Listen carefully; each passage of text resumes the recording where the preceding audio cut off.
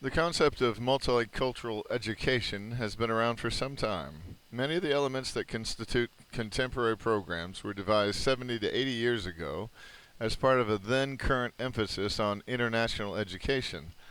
In this section, we will give you some idea of what it might be like to teach today from a multicultural perspective by describing the basic goals, assumptions, approaches, and characteristics of modern programs. Assumptions and goals. The various arguments in favor of multicultural education that are made by its proponents stem from several assumptions.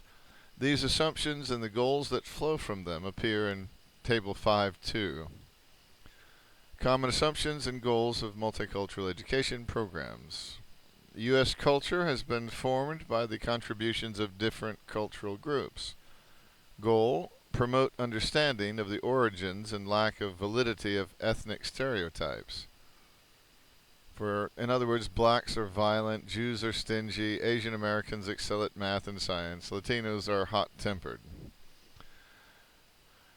Assumption: individuals must have self-esteem and group esteem to work productively with people from other cultures. Goal: teachers should give all students a sense of being valued and accepted by expressing positive attitudes, using appropriate instructional methods, and formulating fair disciplinary policies and practices.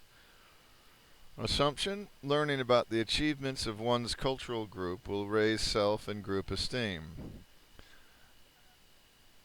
Goal: promote self-acceptance and respect for other cultures by studying the impact ethnic groups have had on American society. American society benefits from positive interactions among members of different cultural groups. Reduce ethnocentrism and increase positive relationships among members of different ethnic groups by understanding the viewpoints and products of these groups. Academic performance is enhanced when teachers incorporate various cultural values and experiences into instructional lessons.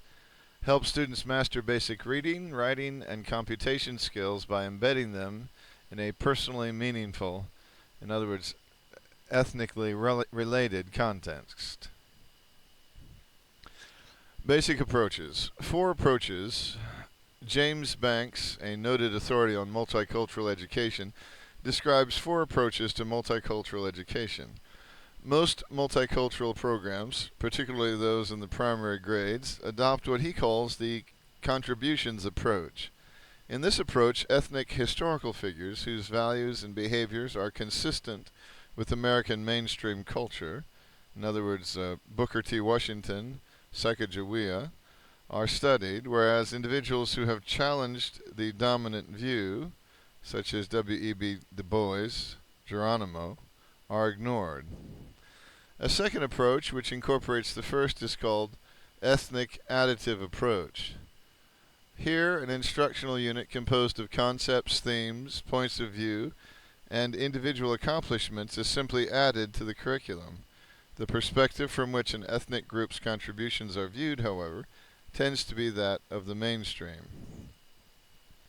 In the third approach, which Banks calls the transformative approach, the assumption is that there is no one valid way of understanding people, events, concepts, and themes.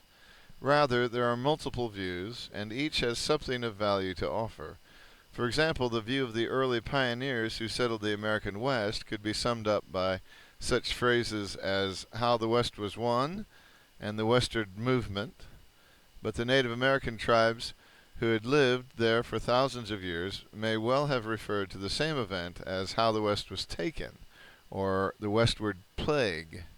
You may recognize that the transformative approach is based on the principle of constructivism, discussed in earlier chapters, because this approach requires the concrete operational schemes described in Chapter 2. It is typically introduced at the middle school level. Finally, there is the decision-making and social action approach. It incorporates all of the components of the previous approaches and adds the requirement that students make decisions and then take actions concerning a concept, issue, or problem being studied. Pause and reflect. Think about the 4 approaches to multicultural education described in this section. What advantages and disadvantages do you see for each approach? Which approach would you use and why? Characteristics of effective multicultural teachers.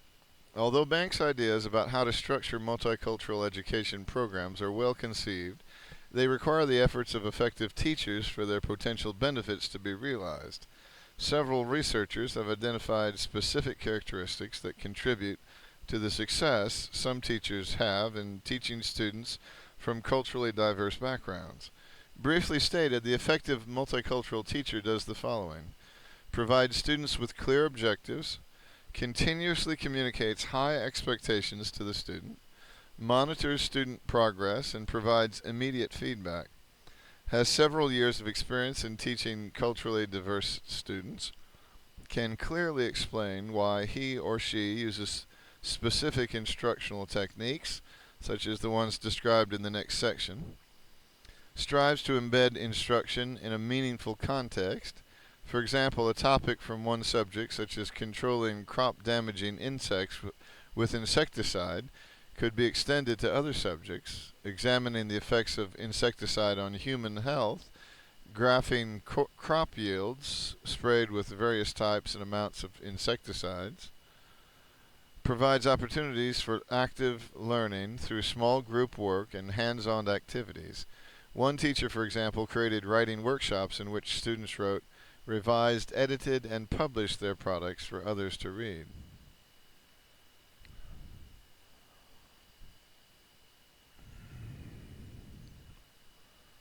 Exhibits a high level of dedication. Effective multicultural teachers are among the first to arrive at school and among the last to leave, work on weekends, buy supplies with their own money, and are constantly looking for opportunities to improve their instructional practices.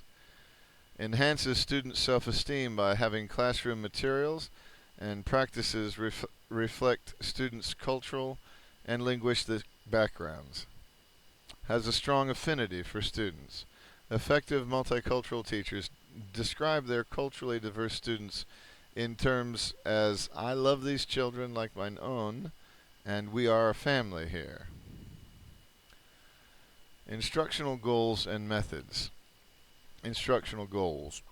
Teachers whose classes have a high percentage of children from ethnic minority and low SES backgrounds often assume that they need to emphasize mastery of basic skills, such as computation, spelling, grammar, and word decoding, because minority and low SES students are often deficient in those skills. Although this approach does improve children's performance on tests of basic skills, some educators argue that it does so at the expense of learning higher level skills, and that it is possible for students from poverty backgrounds to acquire both basic and higher level skills.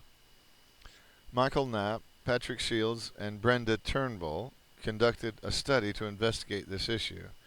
They examined teaching practices in almost 140 first through 6th grade classrooms in 15 elementary schools that served large numbers of children from low SES families to determine whether the assumption that low SES children can acquire both basic and higher level skills is true. Over a 2-year period, these authors studied classrooms in which the learning of basic skills was paramount and more meaningful outcomes. As well as classrooms that emphasized higher level and more meaningful outcomes. Teachers in the first group made extensive use of drill and practice, tasks that were limited in their demands and tasks that could be completed quickly. Teachers in the second group used classroom discussions to let students work out the reasons behind mathematical procedures or explore alternative solutions to math problems, required students to read longer passages, and gave them opportunities to discuss what they had read, taught them reading comprehension strategies, and gave them more extended writing assignments. Knapp and his colleagues found that children whose instruction emphasized conceptual understanding and problem solving performed better on mathematics, reading comprehension, and writing test items that measured advanced skills than their counterparts whose instruction focused on mastery of basic skills. and their performance on basic skill items was either no worse or better than that of students whose teachers emphasized the learning of basic skills. Instructional methods. The three instructional tactics that are recommended most often by proponents of multicultural education are peer tutoring, cooperative learning, and mastery learning. Although each of these techniques can be used with any group of students and for almost any purpose, they are so well suited to the goals of multicultural education that the phrase culturally responsive teaching has been used to describe them. Peer tutoring. As its name implies, peer tutoring involves the teaching of one student by another. The students may be similar in age or separated by 1 or more years. The latter arrangement is usually referred to as cross-age tutoring. The theoretical basis of peer tutoring comes from Jean Piaget's notions about cognitive development. Recall from our discussion of Piaget earlier in the book that cognitive growth depends on the presence of a disequilibrating stimulus that the learner is motivated to eliminate. When children with different cognitive schemes, because of differences in age, knowledge, or cultural background, are forced to interact with each other, cognitive conflict results. Growth occurs when children try to resolve this conflict by comparing and contrasting each other's views. As this theoretical analysis suggests, both the student during the tutoring and the one receiving the tutoring should benefit from the interaction. In the next 2 paragraphs, we'll briefly summarize the research on the cognitive benefits of tutoring for both parties. Researchers have consistently found that peer tutoring, also referred to as peer-assisted or didactic learning, aids achievement for a wide range of students and subject matters. See, for example, these guys. On average, students who received peer tutoring scored at the 63rd percentile on a measure of achievement, whereas students who did not receive peer tutoring scored at the 50th percentile. The strong effects were obtained for younger students, grades 1 through 3, urban students, ethnic minority students, and low SES students. Peer tutoring has also positive effects on non-achievement outcomes. An analysis of 36 students by the same researchers found positive effects for social outcomes, such as the ability to make friends and cooperativeness, and self-concept for the same groups. Students who provide the tutoring also reap substantial learning benefits, but only if they are trained and periodically reminded to provide what are called knowledge-building explanations and questions. Instead of merely telling the other student the answer, summarizing facts, or describing procedures, the tutor should be like any good teacher.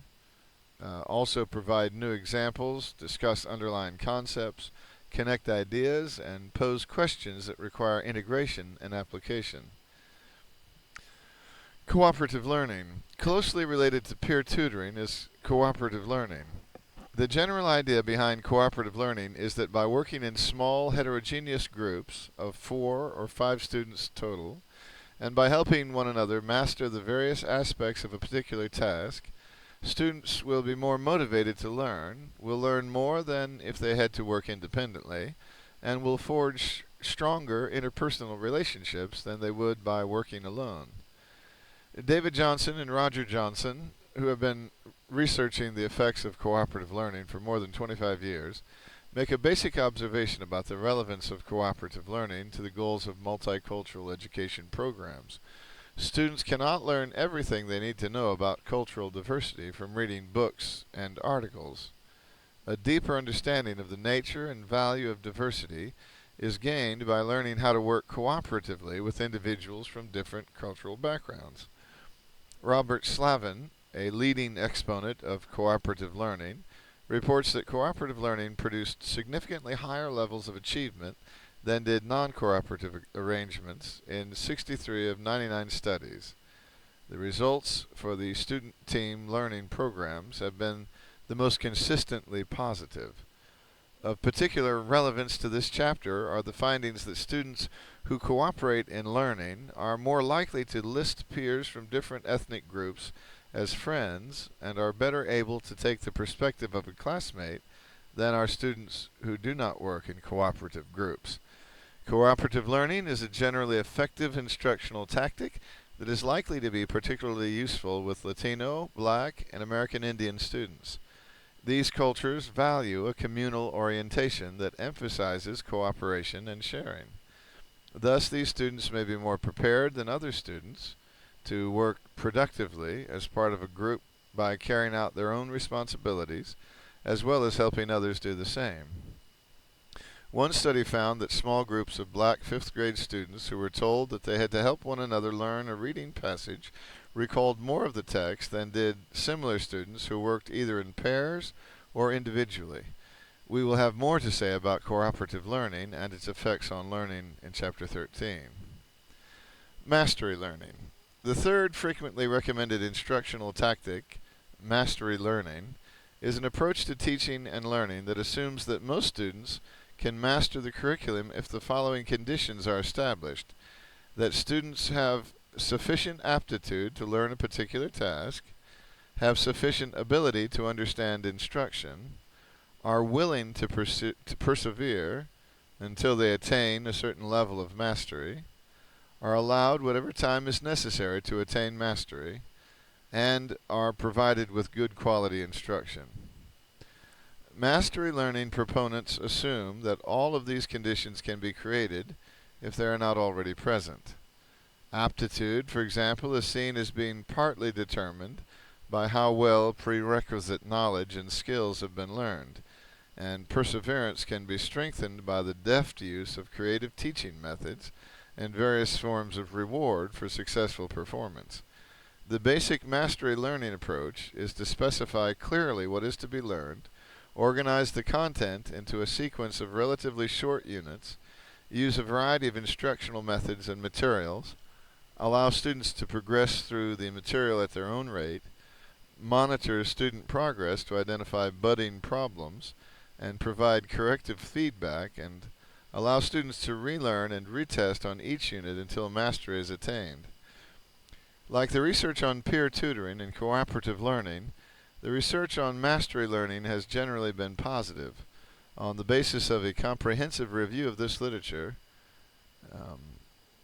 Kulik, and Bangert-Drowns conclude that mastery learning programs produce moderately strong effects on achievement. The average student in a mastery learning class scored at the 70th percentile on a classroom examination, whereas the average student in a conventional class scored at the 50th percentile. The positive effect of mastery learning was slightly more pronounced for lower ability students. As compared with students in conventional classes, those in mastery classes had more positive feelings about the subjects they studied and the way in which they were taught. A rationale for multicultural education. Some people seem to believe that multicultural education programs represent a rejection of basic American values, and that this opposition to traditional values is the only rationale behind such programs. We feel this belief is mistaken on both counts.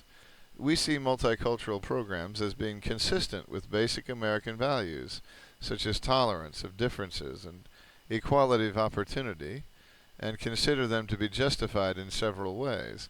Multicultural programs foster teaching practices that are effective in general as well as for members of a particular group. For example, expressing an interest in a student through occasional touching and smiling and allowing the child to tutor a younger student are practices likely to benefit most students, not just those of Latino origin. All students may profit from understanding different cultural values. For example, the respect for elders that characterizes American Indian and Asian American cultures is likely to become increasingly desirable as the percentage of elderly Americans increases over the years. Similarly, learning the American Indian value of living in harmony with nature may come to be essential as we become environmental wackos. The United States is becoming an increasingly multicultural society, and students thus need to understand and know how to work with people of cultures different from their own. Multicultural education programs expose students to the idea that truth is very much in the eye of the beholder. From a European perspective, Christopher Columbus did indeed discover a new world, but from the perspective of the Arawak Indians, who were native to the Caribbean, Columbus invaded territories that they had occupied for thousands of years. They say thousands of years. I guess we take their word for it.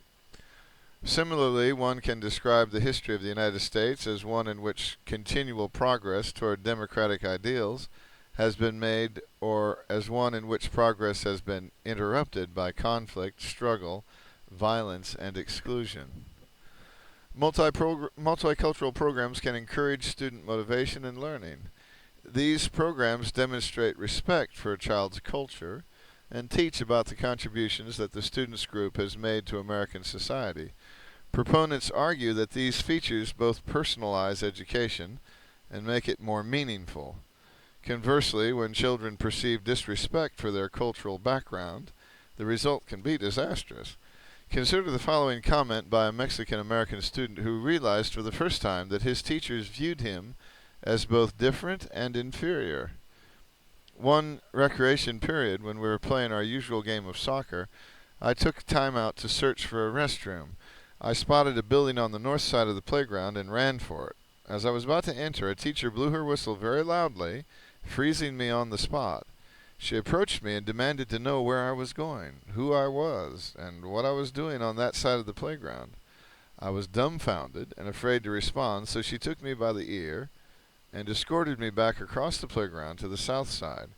Her parting remark was a stern admonition not to cross the line and to stay with all the other Mexicans. At that very moment I stopped, turned, and looked at the school as if for the first time. I saw a white line painted across the playground. On one side were the white children playing. On my side were the Mexicans. Then I looked at the building, which was divided in half. The office was in the center, with two wings spreading north and south, one wing for whites and the other for Mexicans. I was overwhelmed with emotions that I could not understand. I was hurt, disappointed, and frustrated. But more than anything else, I was profoundly angry.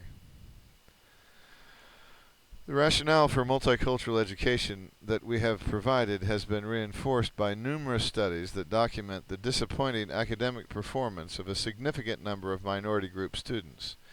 As we mentioned earlier, Black, Latino, and American Indian students tend to score lower than white students on standardized tests of vocabulary, reading, writing, mathematics, and science, and these differences appear as early as the 4th grade.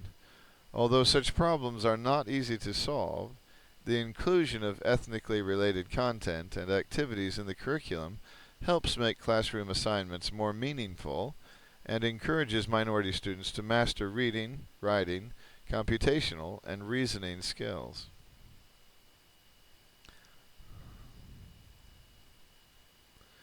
Bridging the cultural and SES gap with technology.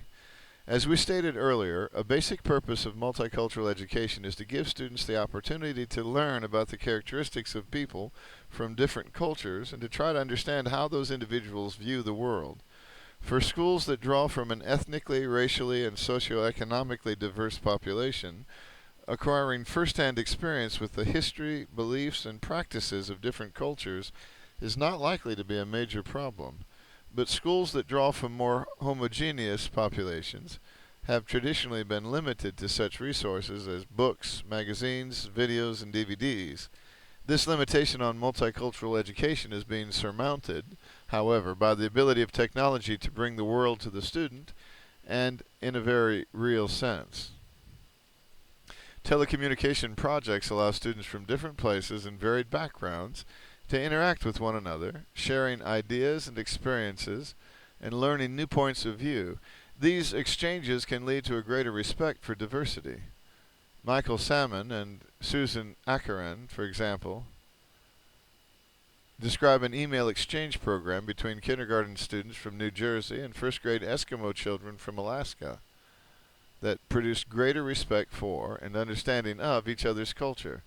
For those teachers interested in providing their students with more in-depth knowledge about Alaskan Native culture and related approaches to instruction, a wealth of ideas and resources are available at the Alaska Native Knowledge Network website. The Four Directions Project is another significant example developed by a consortium of 19 American Indian schools in 10 states and 11 public and private universities and organizations. The project allows isolated, far-flung members of the American Indian schools to share local customs and values with other American Indian tribes from around the country. The students display their projects and achievements and participate in virtual communities through internet teleconferencing. Although the Four Directions website was created to facilitate communication among American Indian communities, the project welcomes other schools to participate in the project or use its resources. The resources page contains several features, including culturally relevant lesson plans for 8 subject areas and a virtual tour of the National Museum of the American Indian. Earlier in this chapter, we indicated that many students from low SES homes are considered to be at risk for educational failure because of adverse conditions surrounding their physical, social, emotional, and cognitive development. Technology may be an effective tool in combating this problem, as it has demonstrated its effectiveness at raising the achievement levels of at-risk, low SES students. In one study, a group of low SES third grade students from an inner-city school who were 2 or more grade levels behind in reading were given 8 weeks of reading instruction using a web-based program called Reading Upgrade. This program uses music and video within an interactive environment to maintain student attention to and interest in lessons that focus on decoding, phonemic awareness, fluency, and comprehension. The Reading Upgrade group significantly outscored a similar group of students who received conventional reading instruction without the aid of computers. They gained the equivalent of 1 grade level on measures of decoding, fluency, and comprehension in just 8 weeks. In another study, half of the 3rd and 5th graders, low SES students in 5 schools, worked in technology-enriched classrooms, while the other students worked on the same lessons without the aid of technology. For a unit on the planets and constellations within the Milky Way galaxy, for example, students in the technology-enriched classrooms would gather information for a report from science software or online, and then prepare a slideshow presentation using PowerPoint. For other lessons, they might have video conferences with same-grade students from other schools. Although there were no differences between the 2 groups on a standardized test of reading, students in the technology-enriched classes did score higher than their peers who did not use technology on a standardized test of mathematical skills and a test of self-esteem. In addition, there was considerably more student-to-student interaction and less teacher-to-student interaction in the technology-enriched classes. In previous editions of this book, we pointed out that schools with high levels of low SES students did not provide the same access to the internet as did schools that enrolled larger numbers of students from more wealthy families. That particular gap appears to have been virtually erased. In 2005, the ratio of students per internet-connected computer for students in low and high poverty schools was 3.8 and 4.0 respectively.